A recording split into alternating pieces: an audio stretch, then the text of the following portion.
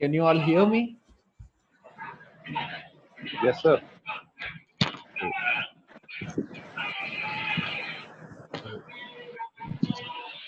What people have joined?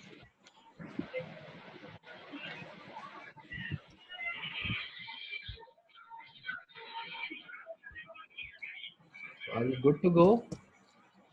Yes, sir. Sound is clear. There's no issue of sound. No, sir.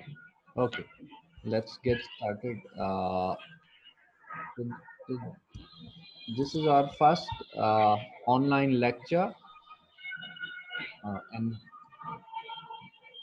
I had earlier shared the online content on LMS, so you can review that from using LMS. So I'm also going to show you that content here.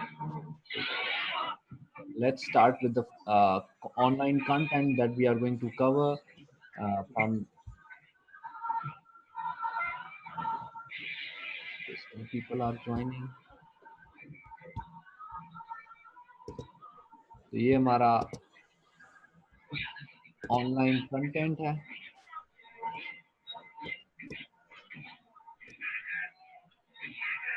ये आपने check कर लिया होगा मेरा ख्याल है. इस content में सारी डिटेल्स हैं अबाउट द कोर्स के. कोर्स में हम क्या क्या चीज़ें कवर करेंगे और एग्ज़ाम का नेचर क्या होगा. So first this document we have introduction of the course, and second course content, third we have online class tools, and on the fourth we have assessment strategy, how you are going to be assessed, and fifth weekly session plan, how many classes we'll be having in a week.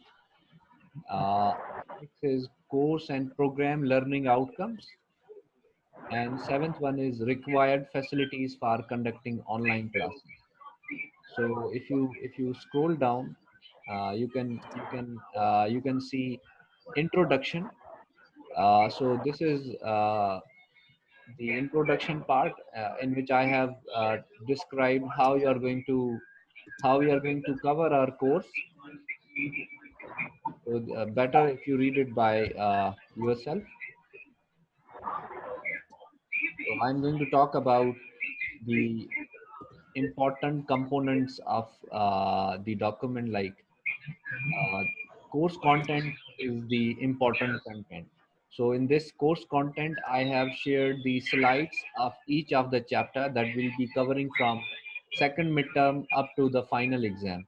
So this is a sequence of chapters. It starts from consumption, savings and investment that we are going to cover up today. And then we have saving and investment in open economy.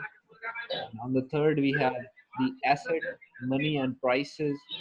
Fourth chapter is business cycles. This is a course that we are going to have.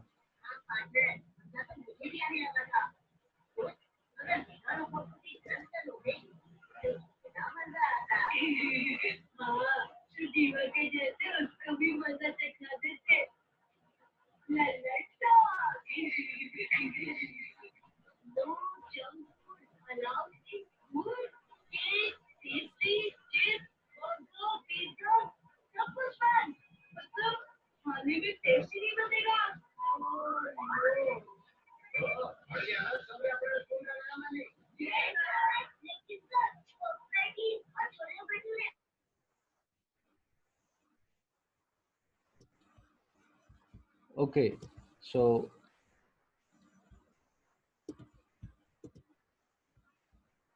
So I was talking about the content. Thank you, Aga. Uh,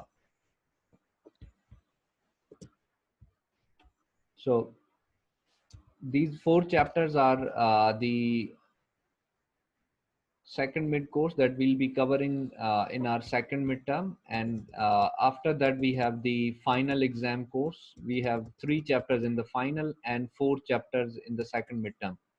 So we have to cover these 4 chapters. Like in total we have 7 chapters.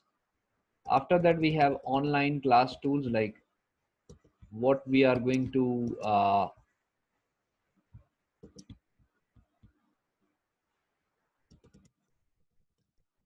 like what kind of tools we are going to follow in our class session, like how we are going to interact with each other. So first of all, I'll be recording my lecture using Zoom, and then I'll be uploading those lectures on LMS. In order to facilitate you further, I might record video lectures of my own if needed, because uh, when I'm going to when I'm going to have session with you, I'll be trying to make it more interactive, so that you don't need to have a separate video for that.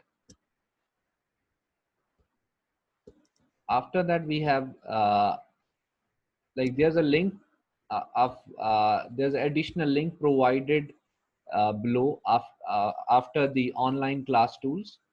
If you just click it, you will get access to the videos related to the course content that we have mentioned above, or the outline that we are covering. So these are not my own videos. These are the videos of Dr. Shiraz, and they are very helpful. Now let's talk about the assessment strategy, as it is one of the main component of our discussion. So assessment strategy is comprised of like first midterm. There are in total there are like 100 marks. So first midterm has already been taken. For the second midterm, we'll be taking online quiz of 20 marks, assignments of 40 marks. There are 3 assignments. 20 mega assignment is for final, and there are 2 other assignments which will be adjusted, like one assignment before the second midterm, one assignment after second midterm, and one assignment in the last. And in the final exam we'll be having 20 marks online quiz. So your assignments will be assessed based on the quality of the work, like how you have approached and answered the question.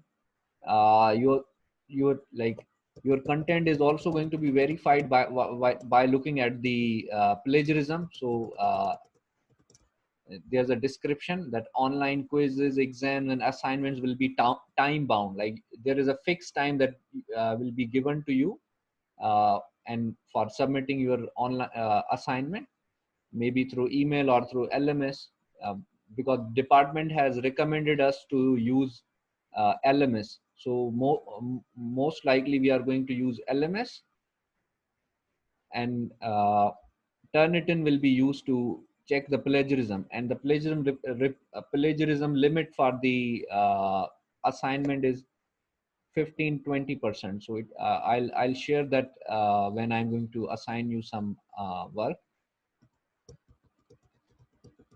So this was a tentative plan that I developed earlier, but this might change,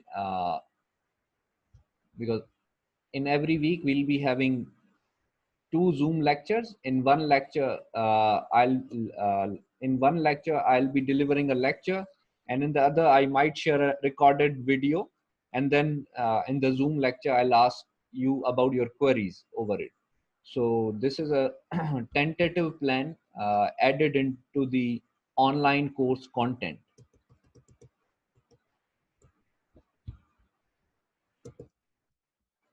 So after that we have course learning outcomes, and you have to read it by yourself, like how we are going to cover the course program and course learning outcomes using various activities in the course. So let's talk about facilities required. As many of the students living in underprivileged areas were asking for help from the university, so I mentioned that in this document that these are necessary things required for conducting online classes smoothly and effectively. For that, I was needing laptop or tablet, digital tablet with screen, so that I can write down equations, show you the graph, so that we can have a more interactive session. And after that, fast internet connection with no issue of connectivity for the teachers and students all was also like required, because uh, internet disconnectivity creates interruption while delivering something. So mobile internet connection is having problem, because I had some classes with section A and B earlier, and I observed the issue, so I mentioned that here. Third, electricity issues are more common in rural areas, so I mentioned these. So better if you read it by yourself. And last is important, that I mentioned that laptop is mandatory, as it is a complement of online classes for performing written tasks like assignments and quizzes. So mobile is not going to work in all the cases. So it's better to have a laptop, so that you can, because there's no paperwork in online classes. So it's a entirely different process of learning. So I hope you all are clear about how we are going to assess you, what is a session plan, the course content and all that. So today we are going to talk about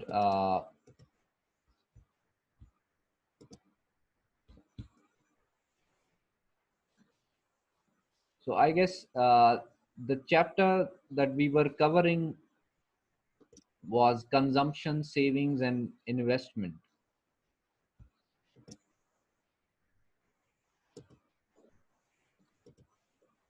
So we talked about,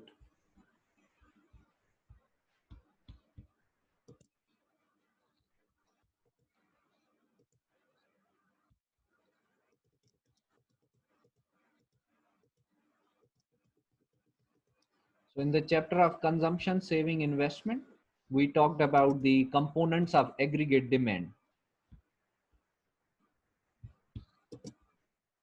So the components of aggregate demand were uh, the desired national consumption, desired investment, and government purchases, which we assume to remain fixed, because government purchases are like, because the government spending and the process of fiscal policy is going to vary from one country to another.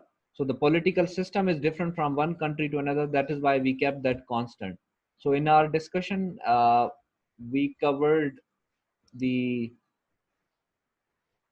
determinants of consumption and saving. We talked about how consumption is going to change when income is going to change. We talked about how consumption and savings are going to change when government spending or taxes are going to change. We also talked about how the expected future income is going to bring changes in the consumption and saving. We talked about wealth as well, and we were at the investment, which is the second main component of aggregate demand. So when you talk about investment, you know that investment is the businesses purchases of newly produced capital goods, because investment is second important component after the consumption. uh, so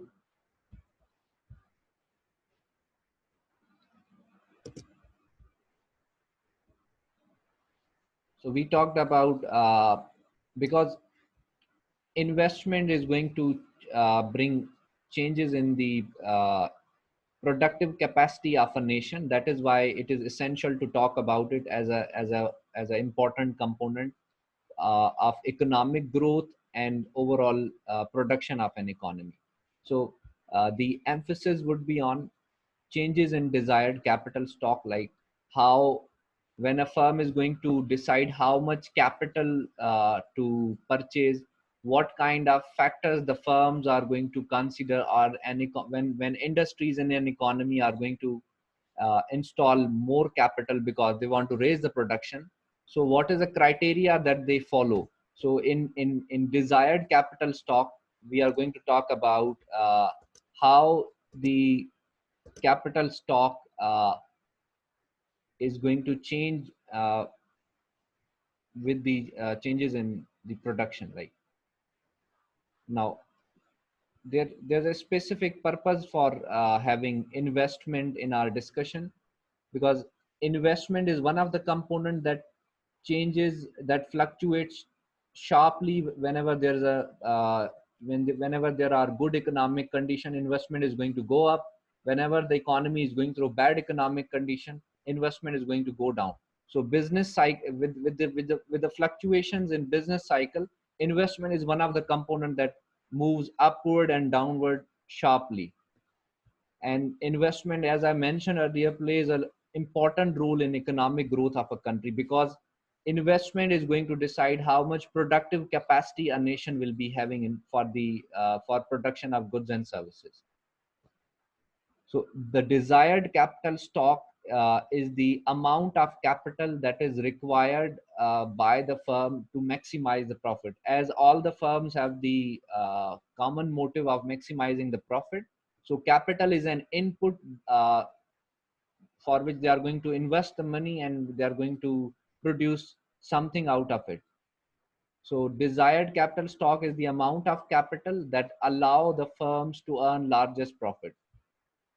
And as you know that whenever there's an economic decision, whenever the economic decision is made by any economic agent, like here we are talking about businesses, when the businesses are going to make economic decision, like whether to install more capital, whether to buy more capital or less capital, they are going to cover costs and benefits of additional capital. So what are the costs and benefits? Benefits of having more capital is the additional output that extra unit of capital will be yielding, and cost is the amount that producer has to pay for having one more unit of capital. And you know that capital in various businesses is of various nature. Some and capital cannot be changed overnightly, so there are legs in the capital. That is why we uh, we generally don't uh, consider the current marginal product of capital, because investment that a business is making today on purchase of capital is distributed over a larger period of time, because returns from the capital that is being purchased by the business today, let's say a car manufacturer is installing a new car assembly, the benefit of that assembly will be spread over larger period of time.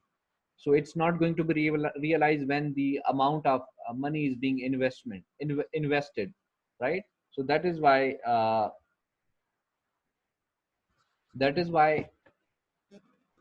we take expected future marginal product of capital and compare it with the user cost of capital. Now this is a criteria that is being followed by the businesses while making investment decision. So desired capital stock, as I mentioned earlier, is the amount of capital that that business is required to maximize the profit. So your book is providing the example of a baker who is willing to install additional solar power oven, which is going to reduce his cost and provide him the extra uh, output in the form of cookies. So the user cost of capital is the real cost of using a unit of capital. So user cost is dependent on the interest rate, the opportunity cost of buying the capital with the help of money that you are going to get from financial institution, maybe a bank, and the depreciation.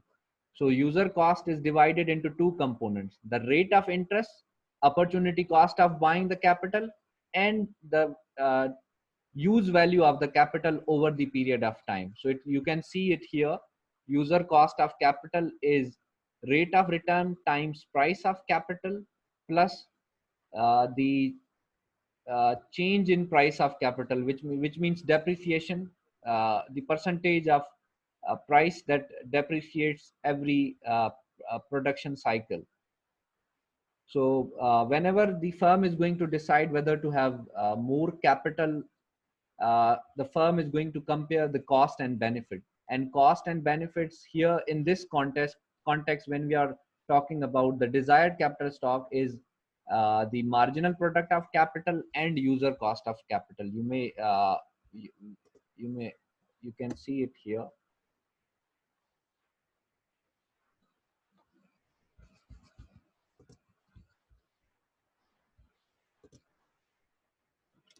So we are when we are talking about the marginal benefit, so we'll be having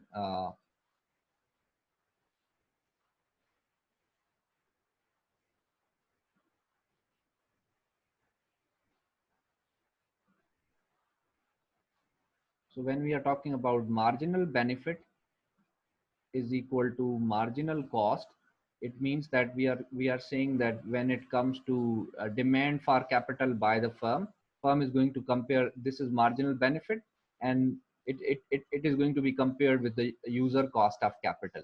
So if mpkf, if the marginal product of expected future marginal product of capital is greater than user cost, firm is going to demand more capital. If um, expected future marginal product of capital, that is the output that can be achieved from the capital,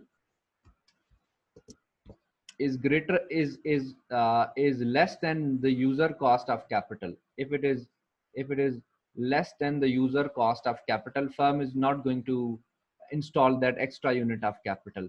So what would be the optimal scenario? This is the optimal scenario. Like, this is the condition uh, that will maximize the return from installing one more unit of capital. So this is similar to what we had in labor demand. Like, we were comparing the when we were trying to understand the labor demand process of a firm, we said that marginal, at least the every additional worker that the firm is going to hire will be paid the wage equal to its his marginal product of labor. So this is the optimal condition that businesses follow uh, while installing, while deciding about whether to have extra unit of capital or not.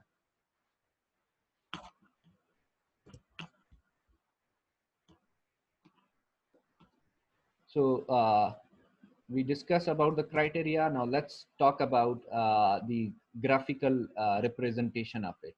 So your book is providing the idea, like, there's a uh, if we explain it further, like,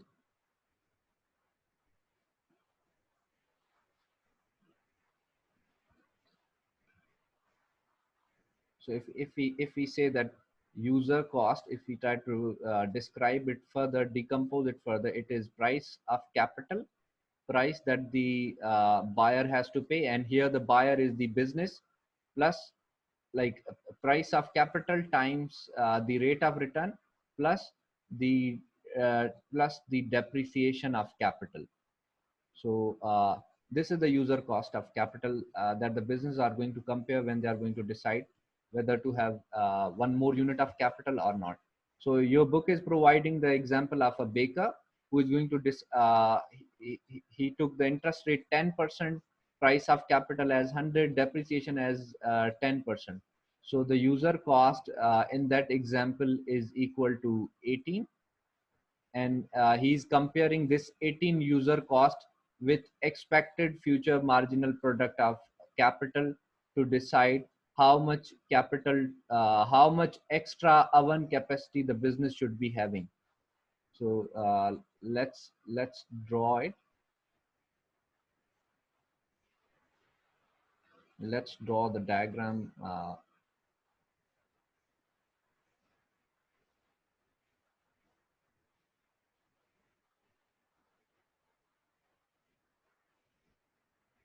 If we need to.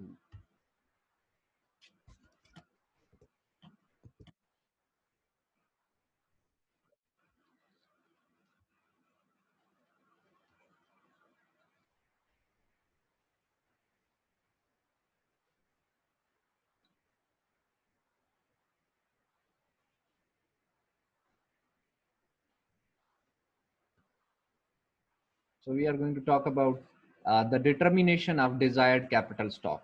So you can see it from here that if we try to show it here, if we try to show it here this way, like if we have a diagram like this, where we are going to have the MPKF,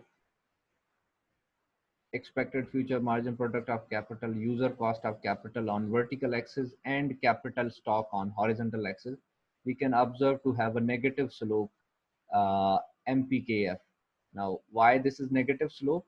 MPKF's negative slope because of diminishing marginal product of capital. What does that mean? If you have smaller capital, if the business is having smaller capital and labor is fixed, the output from the combination of smaller capital and larger labor is higher. But sorry,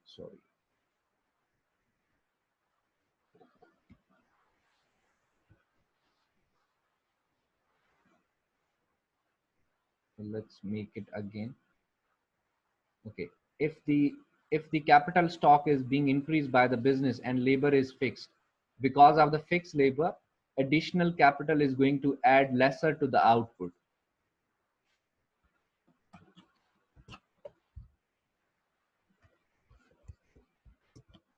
So let's draw it again here.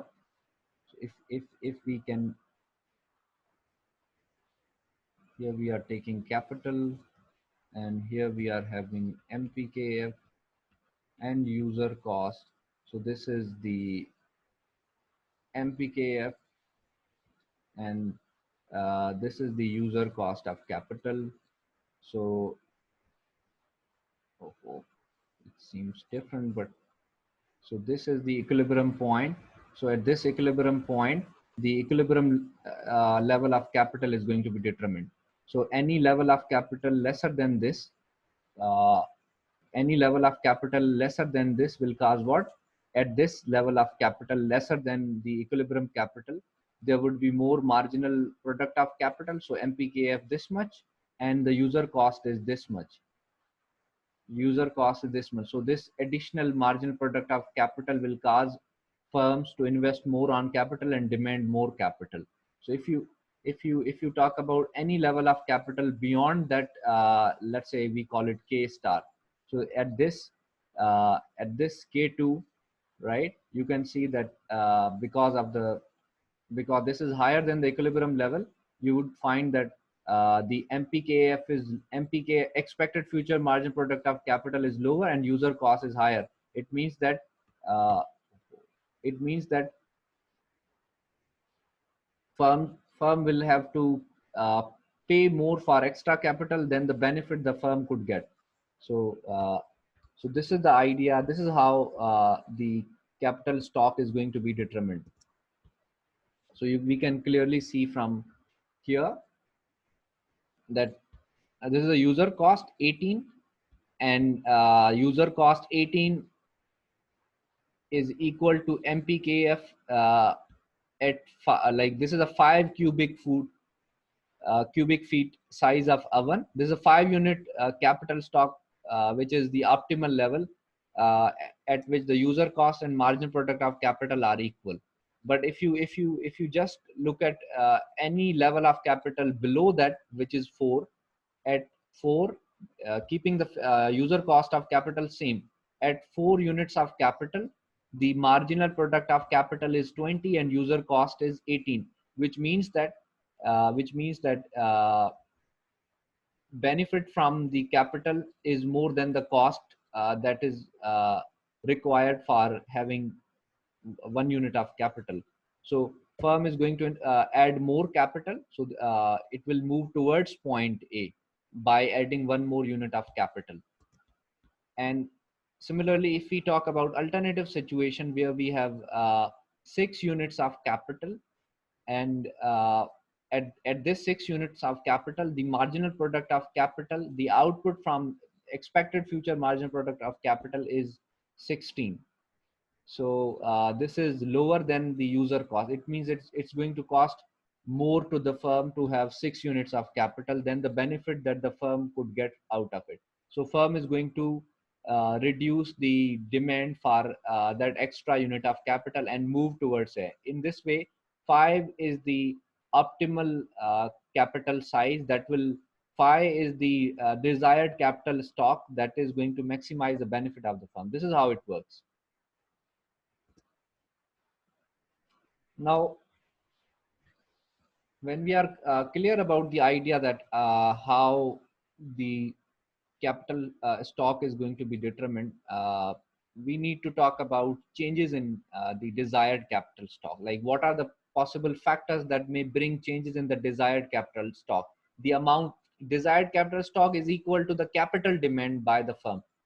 Like earlier in the previous chapter, we talked about labor demand in the production output and employment chapter, where the firm was labor demand and firm was demanding the labor to produce something, and individuals in the labor market were coming to sell their skills so that they can earn some money out of it. Here we are in when we are talking about the desired capital stock, we are again looking at the producer, we are again talking about the businesses, we are again talking about the people who are going to produce something using that capital. But here in this discussion, labor is fixed. We are trying to identify how much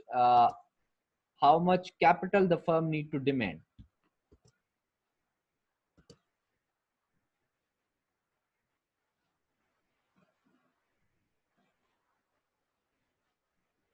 Okay, Mushtaba has asked, sir, what about the quality of product? It's good to have more profit, but are we thinking about it? Here we are generally, when we talk about two factors, we keep other things constant. Yes, quality does matter because it depends on from the business to business. The amount of investment is also subject to uh, depend on the nature of, if we talk about large let's say any aeroplane manufacturer company, so it's definitely going to make larger investment for having more production. So that's how it is. Yes, quality matters a lot, but here we are taking quality as constant. We are only interested in knowing the process behind the investment, like what motivates producers to make investment, what are the factors that they consider, like are they similar to the cost and benefit analysis that they perform while making the labor demand decision. Yes, the criteria is almost similar.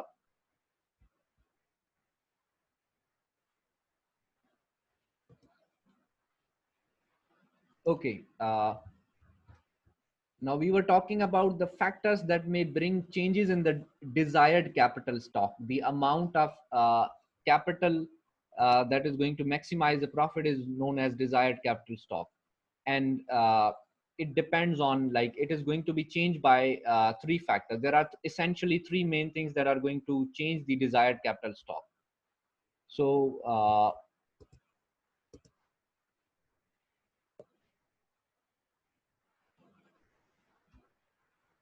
okay, so first one is expected future marginal product of capital. Now, one thing I forgot to mention, that this expected future marginal product of capital,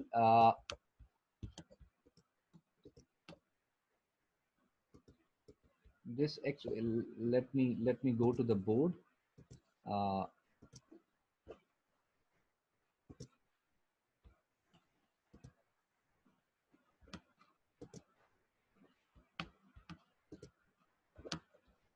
Basically, when you talk about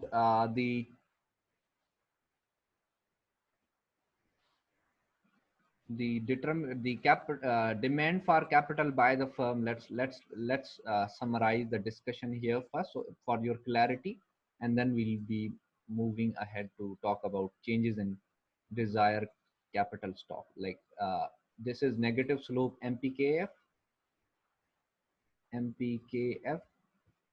This is equal to the capital demand by the firm. Like we had a labor demand by the firm in previous chapter. Similarly, capital is another required input that firms need to produce output.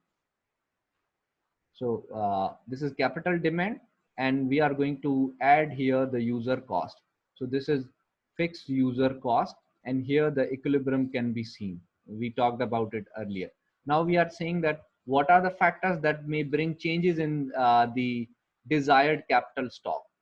The amount of capital demanded by the firm is going to change when, number one, we have at first the capital, like desired capital stock is going to change when when the expected future marginal product of capital is going to change. And when this is going to change, when, let's say, a technological change is being experienced. Whenever the technology changes, the demand for capital is going to increase.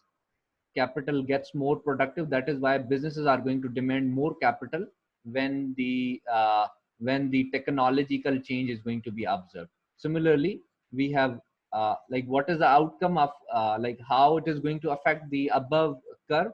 The mpkf would shift upward in response to the changes in technology. Whenever the technology in the economy improves, the productivity that can be achieved with that capital multiplies. And when that multiplies, firms are going to buy more capital. That is why the demand for capital, the capital demand curve would shift upward in response to increase in technology. So you can see that this is mpkf uh, one, let's say, and here another equilibrium is established. Now one thing you can note here, that user cost is staying the same. User cost is not changing. So only mpkf change because of improvement in technology, which cause firms to demand more capital, right? So the second factor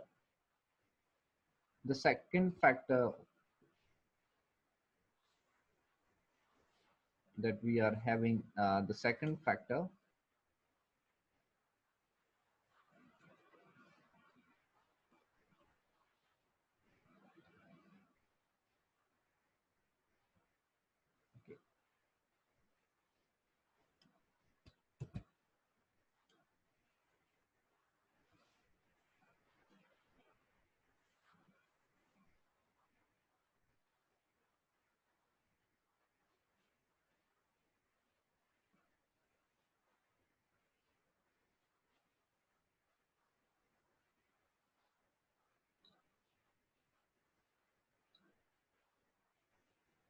Okay, where it has gone. So I need to.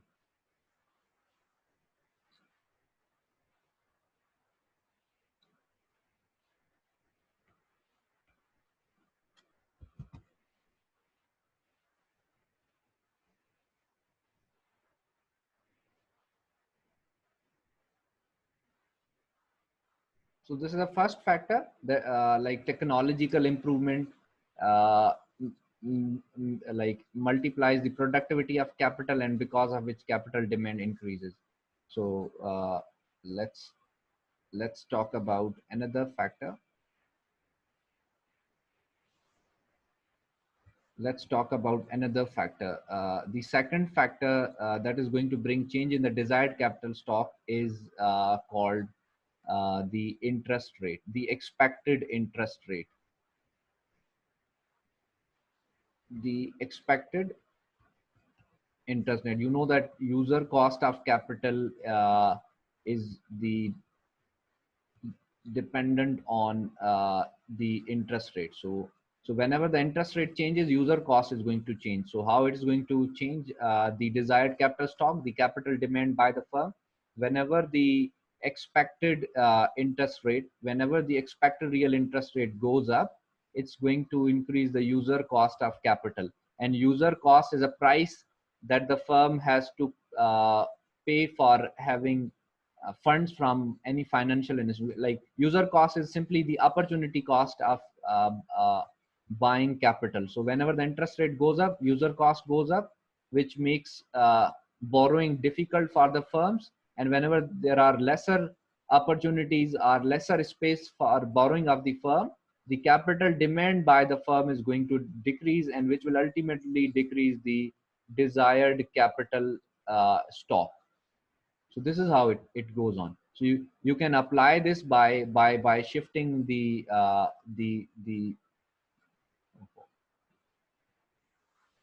can apply this. We can you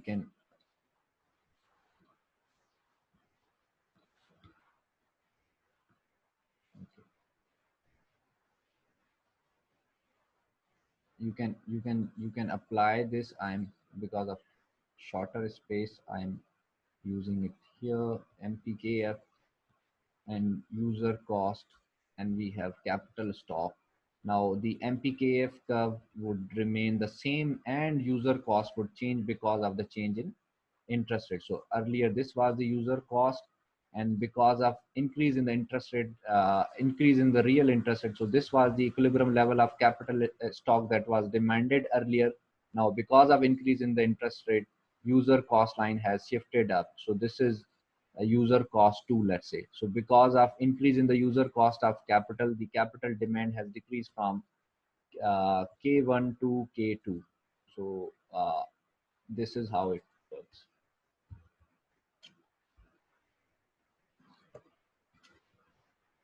So I guess we are clear about it. So let's erase it up.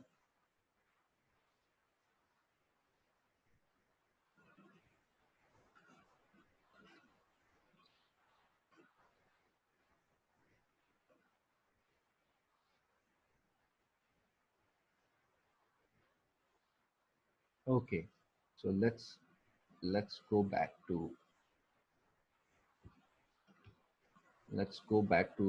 the slides.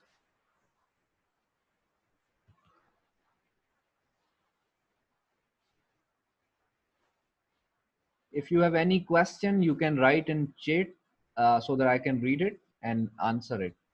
So we were talking about yes. So this is something that I represented inverse case. So look at 4.3, like a decline in the real interest rate raises the desired capital stock. So desired capital stock, which is a capital demand by the firm, is going to change whenever the real interest rate changes. So you can see it from here, as I earlier mentioned, that the graph seems more visible than mine because it's from the book. So so if the interest rate declines, user cost declines from 18 to 16, and in response to it, earlier the capital demand was 5. Because of decline in the user cost, capital demand by the firm expands by 1 unit. So the demand for capital increases whenever the user cost of capital decreases because of decline in the real interest rate. Let's talk about the last factor, last shifting factor. Now, last factor is tax rate. When we had a discussion on when we are discussing second component, consumption and say, like first component, consumption and saving, we talked about taxes affecting the consumers and taxing like taxes affecting the savers as well. We said that whenever the tax is imposed, let's say a 10% tax is being increased on the amount of money that people are saving, uh, so the return that savers are expecting from their savings are going to decrease by 10%, because 10% increase in tax is going to decrease the return from the savings by 10%. So they are going to save lesser in response to it. Similarly, businesses are also taxed by the government. Sometimes the government is going to impose taxes on their revenue, and sometimes they are going to business are going to be taxed on their total profit.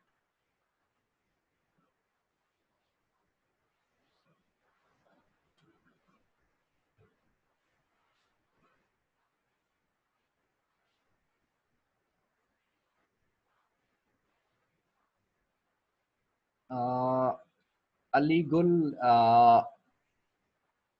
you are asking that can we say that increase in desired capital stock increases MPK? We would rather say that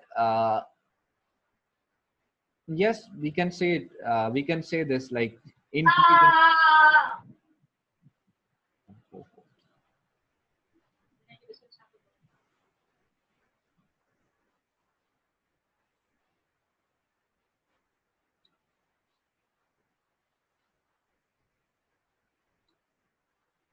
Yes, desired capital stock ultimately represents the demand for capital by the firm. So yes, we can say this.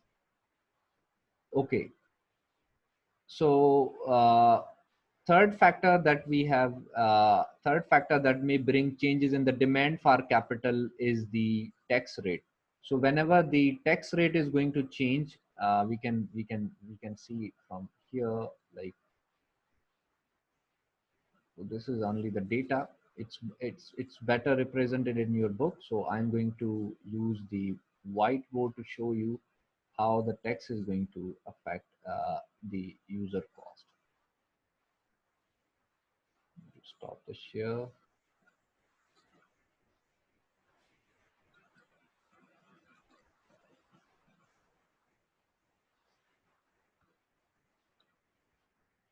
Okay, so I was talking about third factor that may bring change in the desired capital stock, and that is taxes. How the taxes are going to affect the desired capital stock, right? Which is equal to the capital demand by the firm. So whenever the tax is going to go up, taxes are going to now here we how do we how we are going to differentiate this tax from the tax on saving. We are going to call it effective tax rate. We are going to say it effective tax rate. So this is a tax rate on the revenue of the firm, or the profit of the firm.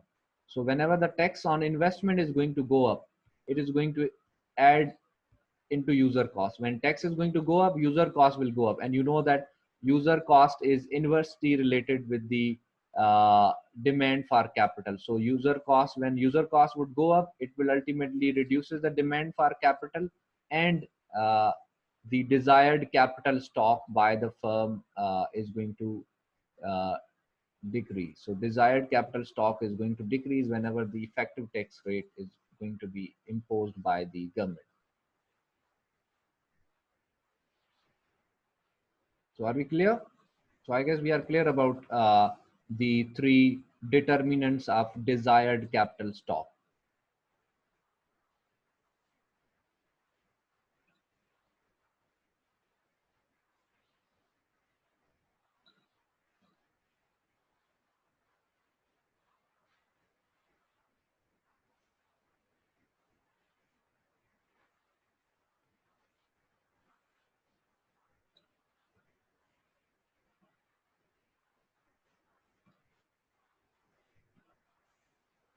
So after this, we have one additional concept, that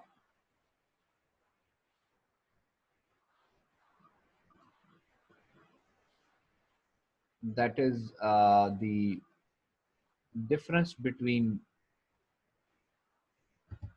desired capital stock, like from the desired capital stock to investment. So these are two, like desired capital stock, we earlier defined that it is the amount of capital required to the firm for maximizing the profit.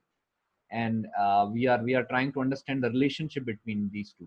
So one thing you need to keep in mind that desired capital stock can changes in two ways. There are only two possible ways with which a firm can the capital stock available to the firm can change. One, it depends on how much new capital is being purchased by the firm, like in the form of machinery, plant, equipment, building, warehouses.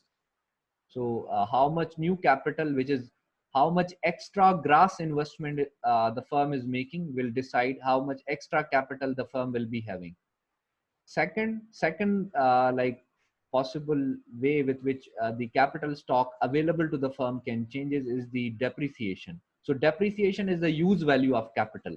Whenever the capital is used in the production, in every production time period, the capital is going to lose its value. So uh, that wear and tear of capital is counted as depreciation. So if we talk about the change in capital stock, that is net investment, is equal to gross investment minus depreciation. Here I can better I can show you here. Like if we would go to whiteboard again. So let's talk about.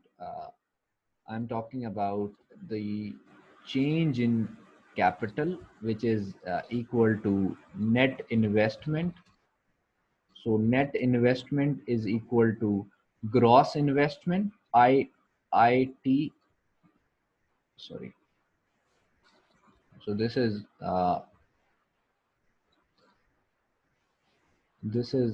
IT minus change in the depreciation. Like this is depreciation. So capital stock available to the firm can possibly change because the firm is making investment or there's a depreciation of the capital. Now what does this mean? What does this the negative sign shows what? Or alternatively we can read this equation A as the change in capital available to the firm or the net investment is the difference between gross investment and depreciation. Now you can clearly see larger, if this depreciation is constant, larger the gross investment, larger the new investment on the purchase of newly produced capital, larger would be the net investment or the change in capital stock. Keeping everything else same, if depreciation is larger than the gross investment, net investment will be negative. So it means that uh, it means that the businesses or the firms uh, uh, make need to make investment at least greater than the uh, desired capital stock for having for growing the amount of capital. तो simply हम ये कह रहे हैं कि जब firm ने अपना कैपिटल स्टॉक इंक्रीज करना है तो वो तभी पॉसिबल है जब वो ग्रॉस इन्वेस्टमेंट ज्यादा कर रहा हो डेप्रिसिएशन से. सो जितनी लार्जर न्यू इन्वेस्टमेंट होगी न्यू कैपिटल पे उतना ही चेंज इन कैपिटल स्टॉक ज्यादा होगा. It would add positively to the capacity of the firm to produce more output. ठीक है. So we can alternatively the book has assigned some notations to the net investment. So we can say alternatively, like we can say that capital stock at the end of the year is KT plus 1, uh, KT plus 1 minus KT, capital stock at the start of the year. So this is a capital stock at the end of the year. This is a capital stock at the start of year. So this is a change in capital stock which is dependent on gross investment minus the rate of depreciation. This is another way of looking at the same thing. Like capital stock, the net value, net value of capital or the net investment uh, or the change in capital stock is positively associated with gross investment and negatively with capital stock. We can rewrite it this way, that gross investment is equal to uh, the net investment KT plus 1 minus KT. This is a change in capital stock, that is net investment plus change in KT. So this is what, this is another way of explaining it, that gross investment is divided between the gross investment can be divided into two components. Gross investment is equal to net investment plus the depreciation. So this is B, equation B. Now, one thing here is important, and what is it? It is the idea that the amount of capital that firms are requiring today and the amount of the amount of capital that they are having at the end of the year and the amount of capital that they are having today depend on the investment and depreciation. But capital cannot be changed overnightly. It requires time for businesses to change the capital, even though they are making, uh, uh, let's say, any take an example of a manufacturer. Let's say a garment producer. Now the garment producer needs machinery, and the investment that he's making on machinery will equip him with that machinery after some period of time. So capital cannot be acquired very quickly. So whatever the investment that the firm is making will be spread over a larger period of time. So that is why if we go back to our slides, we can see sir I have a question sir, मेरे पास सवाल है sir. Yes, what? Sir मेरे पास सवाल है इसी board में sir. Yes. पीछे sir, sir पीछे आप दें आप बोर्ड में। आप जो है उसमें लिखें। सर ये KT+1 को कैसे लिखूं सर, टाइप नहीं हो रहा मुझसे। ये KT+1 करता है सर बुक, इसको स्टार शो करता है सर बुक में। KT+1 हमने सिर्फ नाम दिया है। KT+1 जो है हमने नोटेशन यूज की है। चेंज इन कैपिटल स्टॉक, इसको आप कोई भी नाम दे सकते हैं। K was simpler because it was belonging to capital. That is why I used KT. Book has also used it. Sir लेकिन बुक में जो है ना उसमें बाद में सब्स्टिट्यूट करके के पावर स्टार करता है कि bye substituting the desired capital stock for KT+1। एक इक्वेशन है सर नीचे। Yes, it's the third. It's the last equation that we have. I can go back to the board to show you again. Are you talking about this? Yes sir. This one or this one? So this one, like KT+1 is just to show, just to mention the idea that this is the capital at the end of the year. So you are subtracting it from the capital at the initial point of time. So this is change. So which is equal to what? Net investment. So the net investment is the difference between gross investment and the depreciation of the capital. So larger the depreciation, then the gross investment. It means capital is going to decrease rather than growing. If gross investment is more than the depreciation, capital is going to grow in the next period of time. So this is what the idea that we are trying to summarize out of it.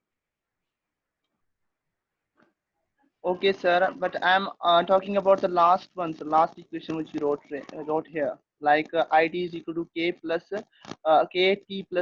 Here KT+1 is substituted by K star.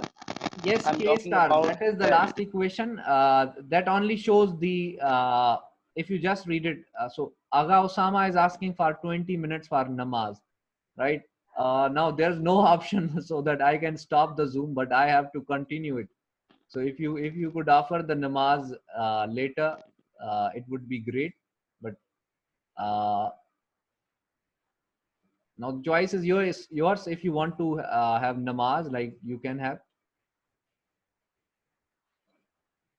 आपके ऊपर है भाई, मैं अब इसमें क्या कहूं।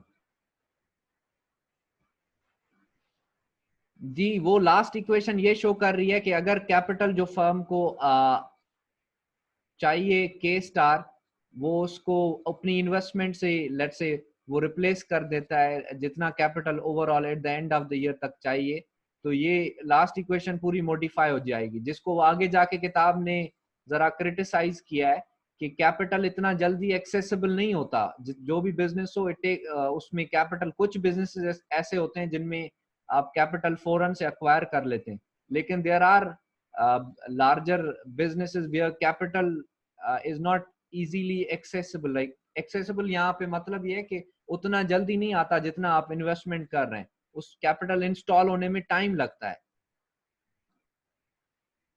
So that is the main theme of the last equation that you are talking.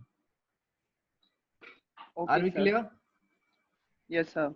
So let's go ahead.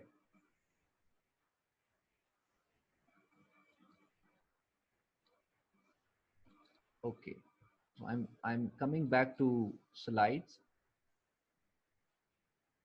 Okay, ये वाला टॉपिक है कि आपके इन्वेस्टमेंट जो है उसमें लैग्स होते हैं.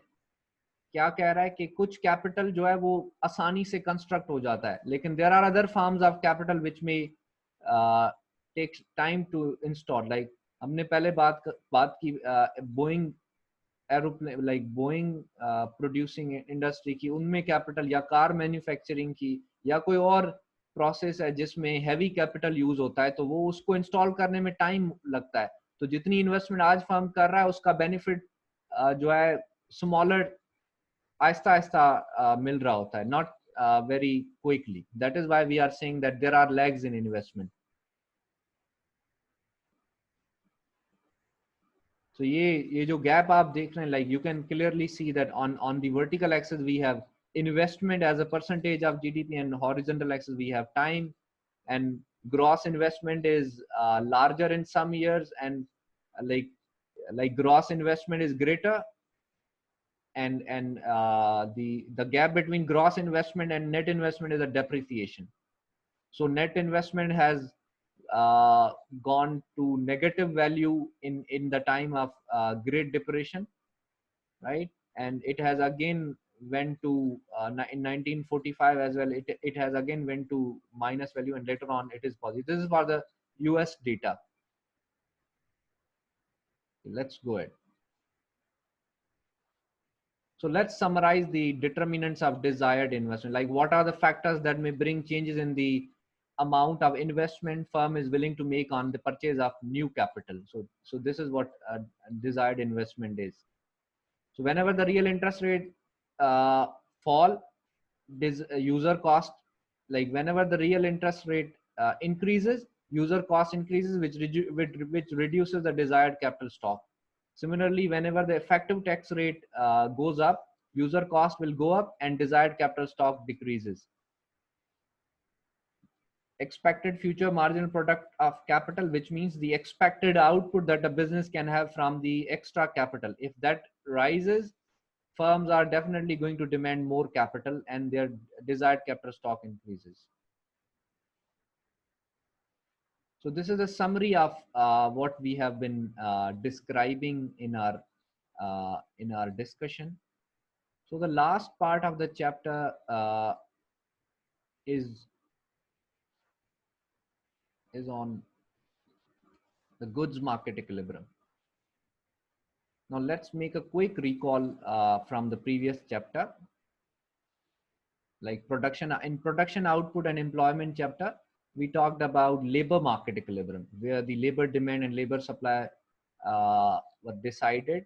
Labor demand was by the firm and labor supply was by the individuals.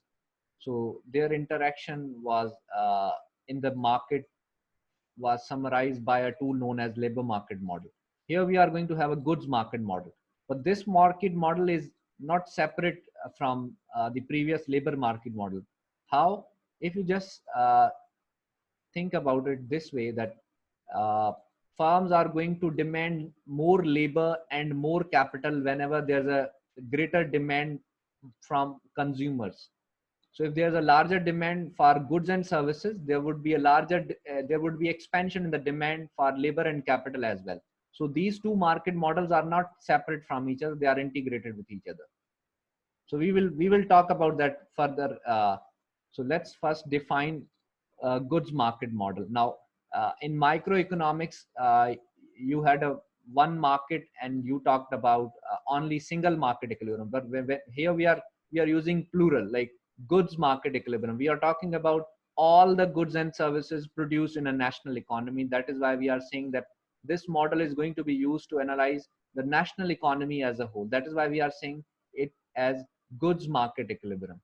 So in every market there's a price. So here the price that is going to the price that we are going to consider is the real interest rate. So real interest rate will adjust to bring the goods market in equilibrium. So the goods market equilibrium condition is aggregate supply, which is determined by the technology, available labor and capital. Why is aggregate supply? So let me put it this way. So let's come to the whiteboard. Let's talk about the goods market equilibrium.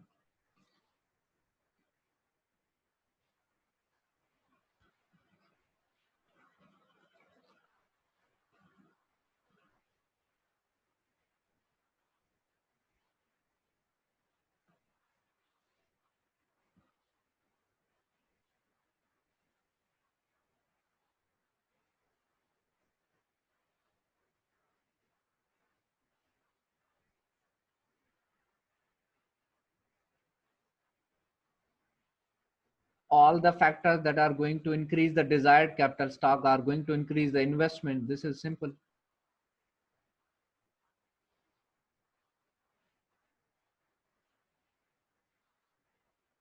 I guess it's clear. All the factors that are going to increase the desired capital stock, the amount of capital needed to the firm to maximize the profit, will ultimately bring increase in the net investment. Sorry, will ultimately bring increase in the investment.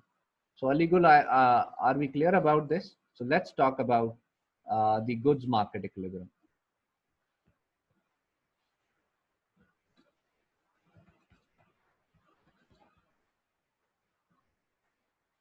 Goods market equilibrium. So there's a condition for goods market equilibrium that aggregate demand must be equal to aggregate supply. Aggregate demand is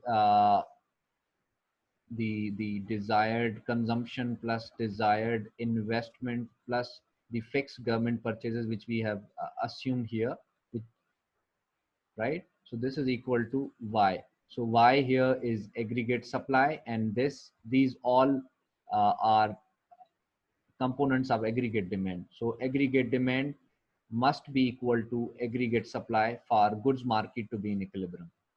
So this is one way of describing the goods market equilibrium. But if you just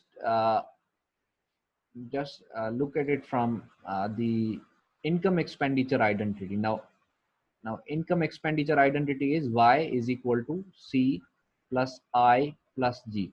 Now in this equation, on left side we have aggregate supply, on right side we have aggregate demand. But these are actual expenditure, and this is actual aggregate supply. This is desired spending, and this is desired aggregate demand, and this is aggregate supply. Now the difference is this equation, this is identity. This is what? This B is identity, and identity is always satisfied. What does that mean? It means that if any period, let's say if in a year supply is more than the demand, now the equilibrium will always be realized using this identity. What does that mean? If the supply is greater than demand, definitely inventories will pile up, and those inventories will be counted in investment, and this equation will always hold, which means that using income expenditure identity, aggregate demand is always equal to supply. But in real, if we talk about in practical, the aggregate demand may not always, or the aggregate supply may not always be equal to aggregate demand. What does that mean? It means that sometimes if there are some times where the demand is like where the demand will be,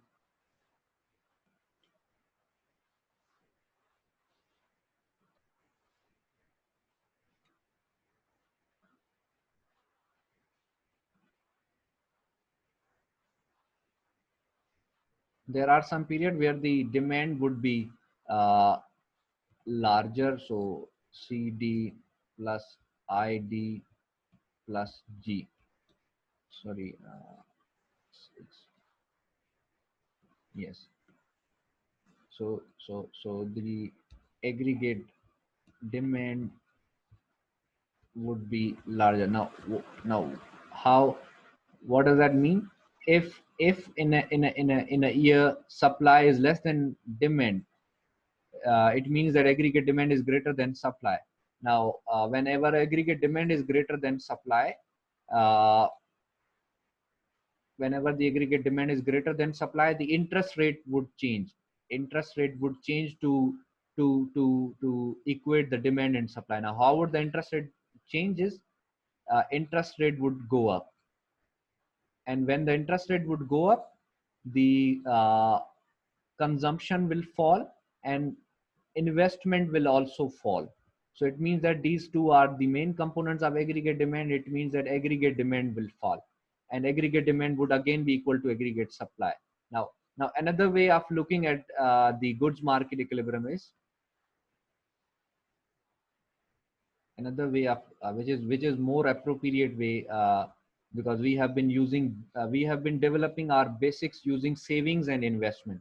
So let's talk about it. So if we have this again aggregate demand, aggregate supply equality. On the left side we have aggregate supply, and on the right side we have aggregate demand, right?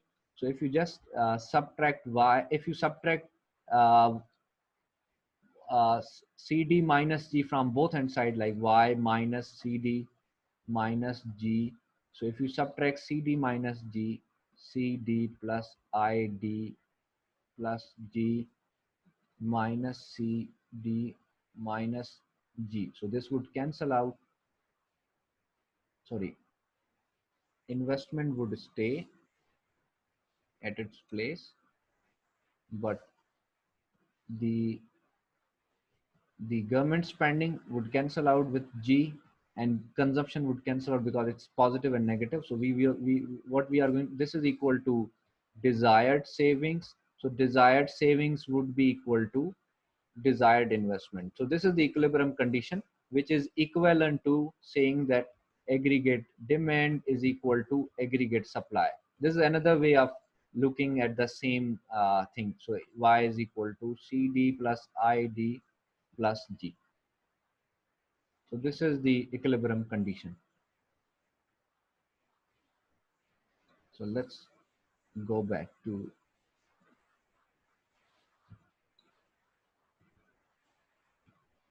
yes. So here we talked about,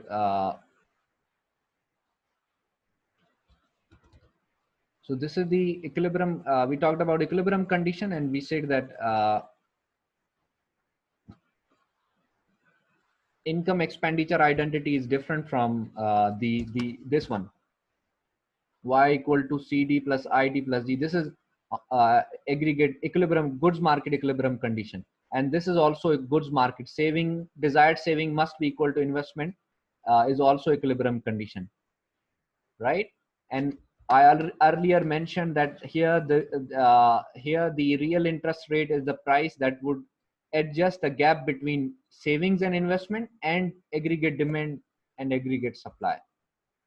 So we can show you here, if we go back to,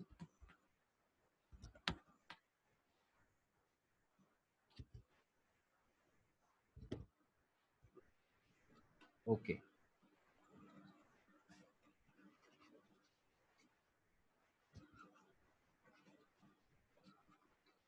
so we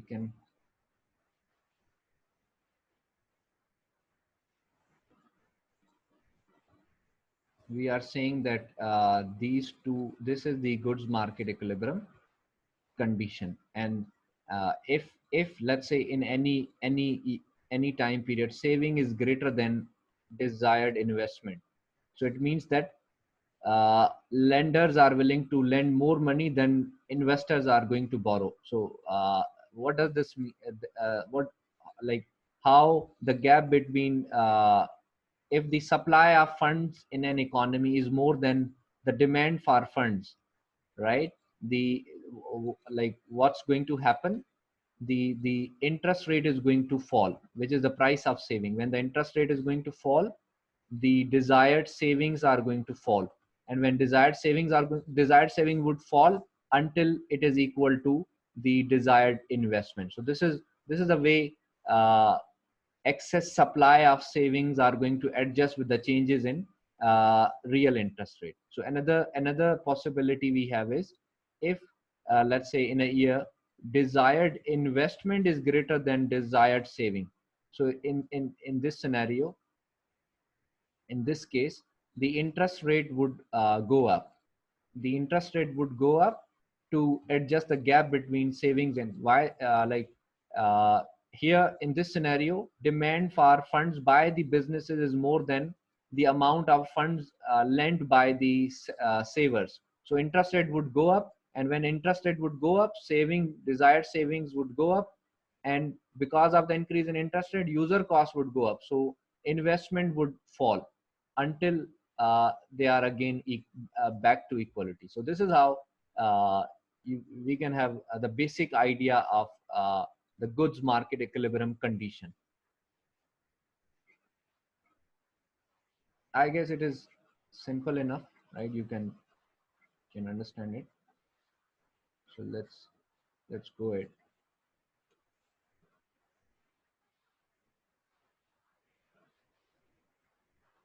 Right. So let's talk about further. Like now you need to note one thing. Like interest rate, whenever the real interest rate increases, the desired savings are going to increase. So it means that real interest rate and desired savings are having positive relationship. And whenever the interest rate goes up, the user cost is also going to go up, which will ultimately increase, which is going to ultimately increase. When the user costs go up, opportunity cost of borrowing will go up. So investors or the businesses are going to borrow less, so investment would go down. So it means that we can deduce the relationship from here, that there is a negative relationship between interest rate and investments. And based on this idea,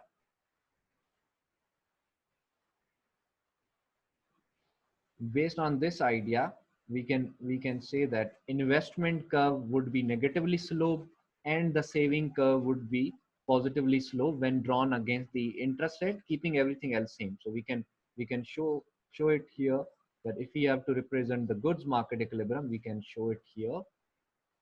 We would keep real interest rate on vertical axis, desired savings and desired investment on horizontal axis. So the desired investment curve would be negatively sloped and the desired savings curve would be positive slope. And where they are intersecting with each other, the common intersection point, the desired saving is equal to desired investment, and the equality of this is going to determined by the market force of interest rate. Now let's assign some value to this discussion. Let's say we are talking about this, we are saying that this is 6%, like your book has mentioned, it is equilibrium interest rate is 6%, and desired savings and investment are 1000 in the equilibrium. Now suppose why we are saying that this is the equilibrium interest rate. Now suppose if the interest rate goes below 6%, let's say somewhere here. So at this lower than 6%, any value, let's say 3%, the savings are 850 and the investment is 1500, let's say, or any value, you can take any value. Let's say here we are saying that it is any value, let's say 1200, suppose. So what's going to happen here in this scenario, when the interest rate is 3%, at an interest rate of 3%, the desired savings are lesser than the desired investment. So how would this gap between saving and investment will be adjusted, or how will the uh, goods market will go back into the equilibrium? The interest rate would go up. When the interest rate would go up, savings are going to increase. Savings will increase until they are equal to the desired investment. So when the saving is going to increase, when the interest rate is going to increase, savings are going to increase, and there's a movement along the curve because interest rate is placed along the curve. And when the interest rate decreases, interest rate increases, user cost will go up, and which will cause investment to decline. Again, the equilibrium is restored. So this is how 6% is a interest rate where the aggregate national savings are equal to aggregate investment. Now let's turn the scenario by taking interest rate up to, let's say, 9%. So let's say any interest rate 9%. So we are taking, this is 9% interest rate. So at this 9% interest rate, because it's a higher interest rate, borrowing by the businesses will be lower because user cost is higher.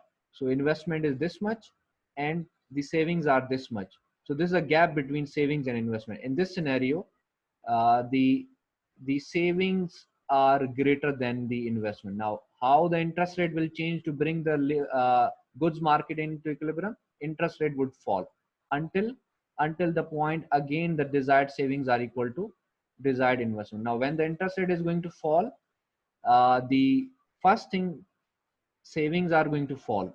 Savings are going to fall. So again, movement backward towards equilibrium. And when interest rate falls, there's an expansion in the desired investment, and again the equilibrium is recovered. So this is how uh, the goods market equilibrium can be represented. I guess we are clear enough.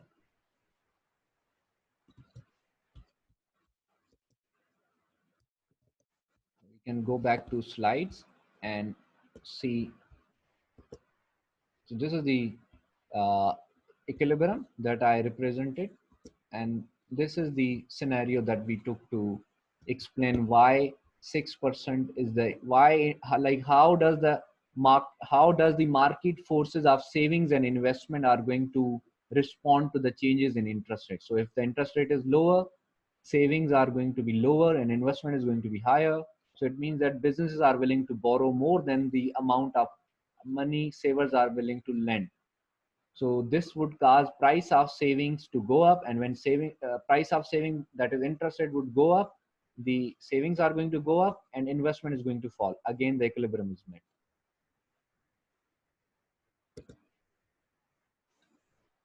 Now we talked about the alternative condition of looking at the aggregate supply and demand, which means the goods market equilibrium. Now the goods market equilibrium can also be seen from by adding consumption, investment, and government purchases. Someone is trying to anyways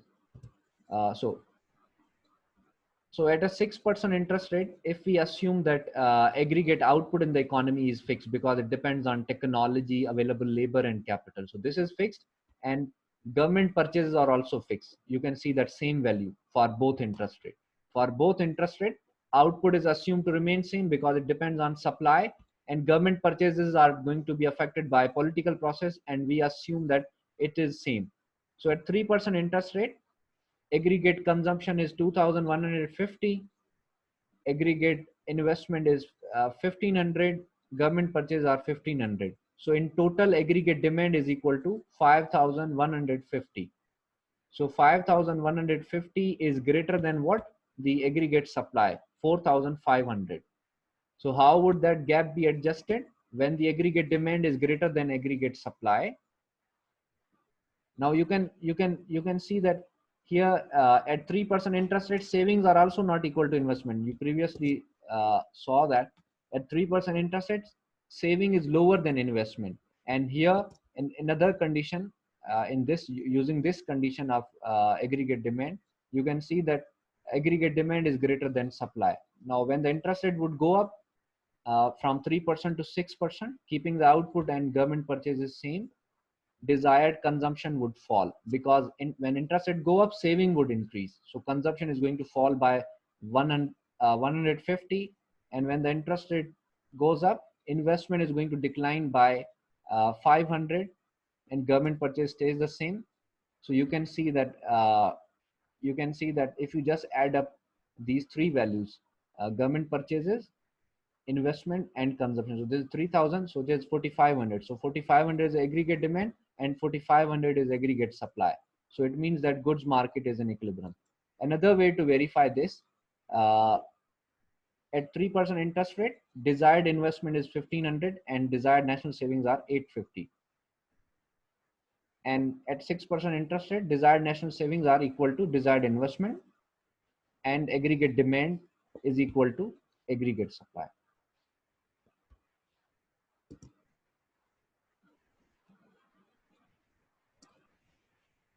Now, how the last part of the chapter is what are the possible factors that may bring shifts like what are the possible reasons why the goods market equilibrium may change, like what are the possible reasons of changes in interest rates, savings, and investment. So you know that there were determinants of savings and there were determinants of investment. Three determinants for investment we talked about earlier. We said that investment may respond to increase in expected future margin product of capital. Investment may respond to increase in tax rate. Investment may respond to increase in real interest rate. And savings may change because of increase in government purchases, increase, decrease in taxes, increase in expected future income, increase, decrease in wealth. So if for further clarification, we may go to whiteboard.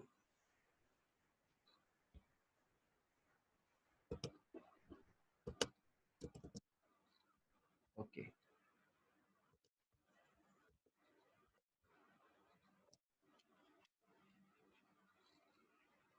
Now we are talking about changes in the goods market equilibrium. Like what are the factors that may change the aggregate demand of the economy? Because in our analysis, aggregate supply is fixed.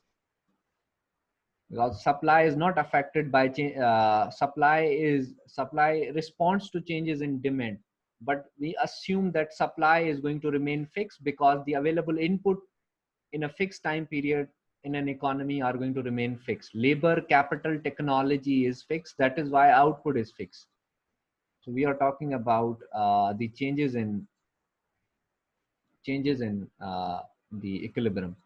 So let's first develop a theory. Let's say uh, government government purchases are going to increase. Government purchases are going to increase. So when government purchases are going to increase, you know that national savings is going to fall. So when national saving is going to fall, there's a change in interest rate as well. You can see it from here. Interest rate, desired savings and investment. So this was the, let's say, earlier equilibrium, and this is the now what has changed in the keeping everything else same. If the government purchases have increased, so you know that y minus cd minus g is equal to st. So keeping these two same, what is changing? Government purchases are increasing, so you know that negative sign implies that savings are going to fall.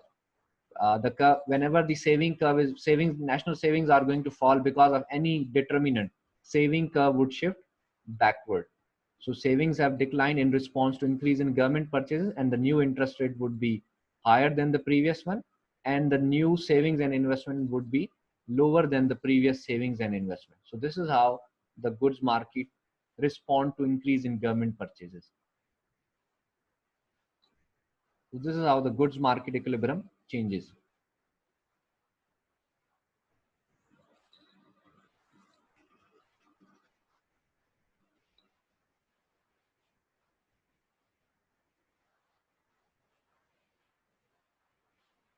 Now, if we take investment into our company, because there are two representative curves of goods market, we said that desired savings and desired investment.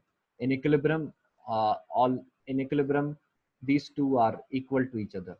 So now we are trying to like now we are understanding why this equilibrium might change. We earlier explained that whenever the determinants of savings change, the interest rate and savings and investment are going to change. So now we are taking investment into consider. Any factor that changes investment will changes the goods market equilibrium. How? Let's see.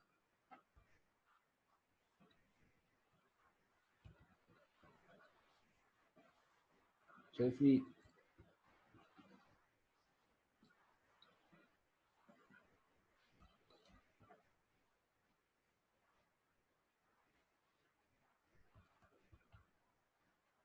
now let's say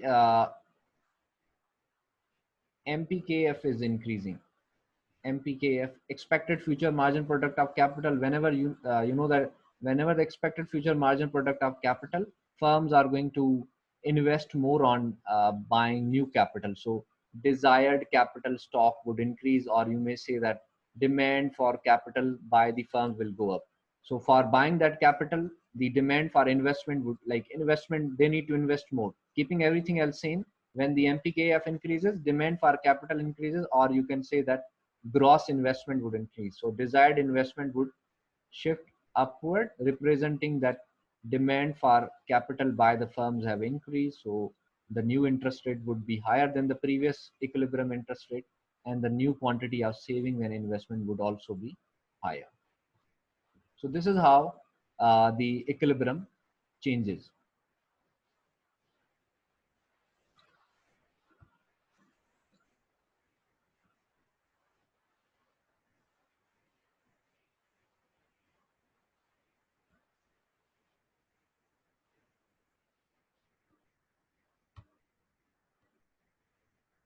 So you can see a decline in desired saving in response to increase in government purchases, or maybe in response to decrease in income of the individuals. So whenever the income of people decreases, they are going to save less, and overall national savings and investment is going to fall, and interest rate is going to increase because savings have decreased. And whenever the determinants of investments are going to change, the goods market equilibrium changes, and the goods market equilibrium values are also going to change. What are the goods market equilibrium values? Real interest rate, desired savings, and investment. So here an increase in desired investment because of maybe uh, increase in expected future margin product of capital, which is causing firms to invest more. And when they are investing, increasing, expanding their demand, interest rate would go up, and the new saving investment would be more than the previous one. So we are not in. Okay. So this is it. This is all about the consumption, savings, and